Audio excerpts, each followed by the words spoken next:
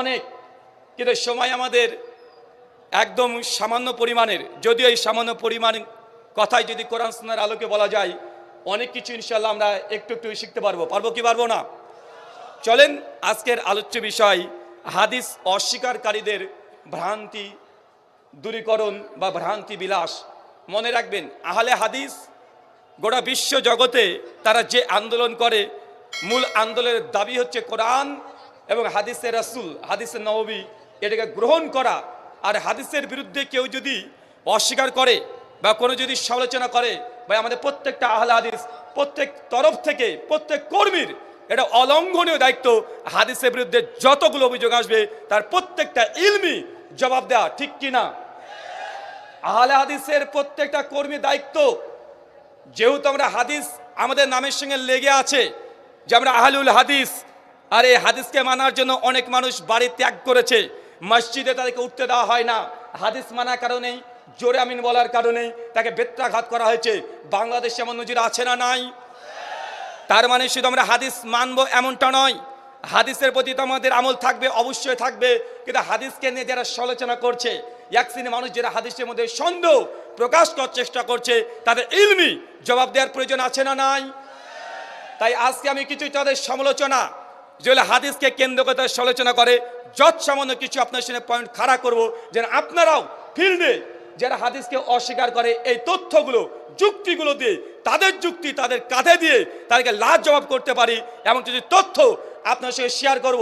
শুনতে রাজি আছি? চলেন, যারা হাদিসকে অস্বীকার করে, যুগ যুগ ধরে অনেক মানুষ হাদিসকে অস্বীকার করে, অনেক রকম ইতিহাস পাওয়া যায়। কিছু কিছু সময় দেখবেন যে না, আমরা হাদিস সম্পূর্ণটাকে অস্বীকার করি, এমন সংখ্যক মানুষের সংখ্যা খুব কম। হাদিসকে অস্বীকার করার তিনটে ক্যাটাগরি আছে। কয়টা?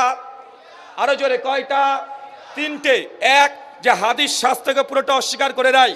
দুই, আমরা কিছু হাদিসকে স্বীকার করি, তাদের মানদণ্ড যেটা কোরআনের সঙ্গে সঙ্গতিপূর্ণ, আমরা সেই হাদিসগুলোকে গ্রহণ করি। তিন, কিছু মানুষ আছে যে না, আমাদের মাযহাবের পক্ষে যে হাদিসগুলো আছে সেগুলো আমরা গ্রহণ করি, আর আমাদের মাঝের বিরুদ্ধে যদি সহিহ বুখারীর মতো হাদিসে যদি চলে আসে, তারপরে সে হাদিসকে আমরা অপব্যাখ্যা করে, আমরা তাহরিফ করে পরিবর্তন করে দিই। কয় ধরনের পেলেন? আমাদের সামনে সাধারণত দুই ধরনের মানুষকে দেখতে পাই। এক হচ্ছে নিজেদের মানহাজ বা মাঝের বিরুদ্ধে যদি কোনো হাদিস চলে যায়, তারা বিভিন্ন রকমের তাবিল অপব্যাখ্যা করে হাদিসকে অস্বীকার করে দেয়। দুই, বাংলাদেশে এই সংখ্যাটা সবচেয়ে বেশি। কিন্তু দুই নম্বর, এরা আস্তে আস্তে মাথা চারা দিয়ে উঠছে, সেটা যে আমরা হাদিস জগৎকে পুরোটাই অস্বীকার করে দিই। ভাই আছে না নাই? অনেক গ্রামগঞ্জের শহরে স্কুল কলেজ ইউনিভার্সিটিতে আছে না নাই? তাদের ছলা কৌশল হচ্ছে এইটা, আমজনতাকে বোঝাচ্ছে যে দেখেন, হাদিস বুখারীতে থাকলেই মানা যায় না, হাদিস সহিহ মুসলিমে থাকলেই মানা যায় না, হাদিসের সনদ যদি সহিহ হয় তারপরে মানা যায় না। উদাহরণ, আল্লাহ নবী সহিহ বুখারী কিতাব তাহারাত 224 নম্বর হাদিসে আল্লাহ নবী দাঁড়িয়ে পেশাব করেছে। আহলে হাদিস, তোমরা হাদিস মানার দাবিদার, তাহলে তোমরা কেন দাঁড়িয়ে পেশাব করো না? ভাই আছে না নাই? অনেকে তো সুর দিয়ে বলে নবীর হাদিস মানা যাবে না, মানতে হবে সুন্নাত। ভাই এই টুনে কথা শুনেন নাই যে হাদিস মানলে গোমরা পথভ্রষ্ট হয়ে যাবে? কেন? আল্লাহ নবী দাঁড়িয়ে পেশাব করেছে, নবী 11টা বিয়ে করেছে, এটাও হাদিস, নবী মেরাজে গিয়েছে, এটাও হাদিস, নবীজি এই কাজ করেছে, এটাও হাদিস। এই বলে মানুষকে বিভ্রান্ত করে বলছে দেখেন, অত হাদিস হলেই হাদিস মানা যায় না, তবে মানতে কি হবে? সুন্নাত। নবী যে কাজগুলো করেছে সেটা সুন্নাত, তার এইভাবে বলছে। মানে এটাও এক ধরনের হাদিসকে অস্বীকার করা, যেটা আমরা সর্বদা বাংলাদেশ থেকে শুরু করে এই বারে সাগির, ভারত, বাংলাদেশ, পাকিস্তানে এই ফিতনা নতুন করে আবিষ্কার হয়েছে ব্রিটিশ আমলে। কোন আমলে? ব্রিটিশ আমলে। এই আন্দোলন কোনোদিন ছিল না যে আমরা হাদিস মানবো না, সুন্নাত মানবো। কেন? মুহাদ্দিস এবং ফোকাদের দৃষ্টিকোণ থেকে হাদিস আর সুন্নাতের মধ্যে কোনো পার্থক্য নেই, সুন্নাত ব্যাপক অর্থে ব্যবহার করা হয়।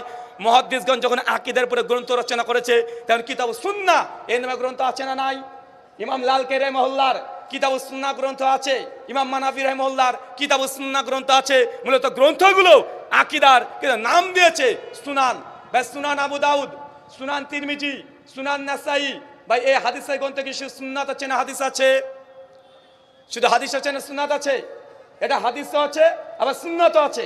যখন তারা বলবে যে হাদিস মানা যাবে না, সুন্নাত মানতে হবে, ওই ব্যক্তিকে পাল্টা প্রশ্ন করেন যে হুজুর আপনার কথা ধরে নিলাম, বুঝে নিলাম যে হাদিস মানা যাবে না, সুন্নাত মানতে হবে। তো হাদিস কাকে বলে? হাদিস কাকে বলে?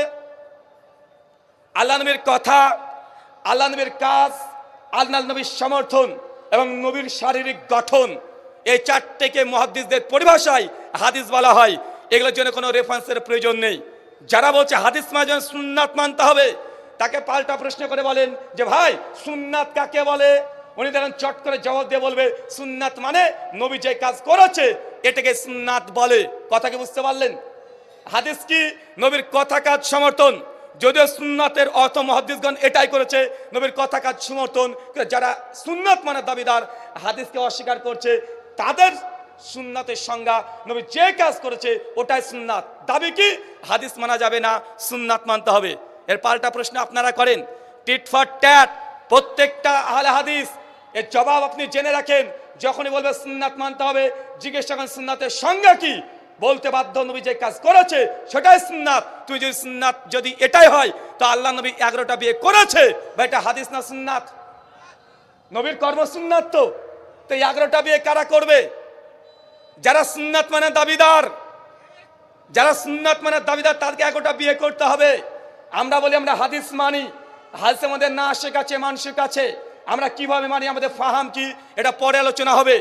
যারা বলছে সুন্নাত মানতে হবে, সুন্নাত মানে নবী যে কাজ করেছে সেটাই সুন্নাত। তো